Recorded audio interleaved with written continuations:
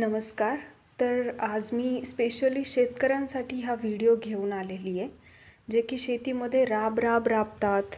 ऊन बघणार नाही, पाऊस बघणार नाही, काही नाही, फक्त कष्ट आणि कष्ट.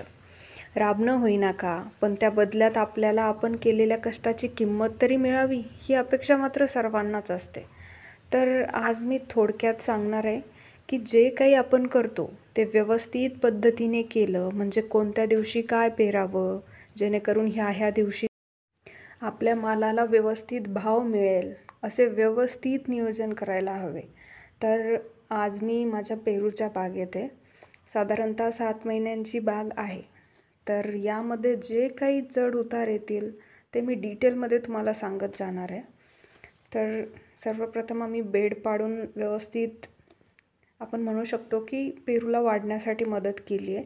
कुठल्याही प्रकारचं गवत ठेवलेलं नाही आहे. त्याला खतही घातलेलं आहे.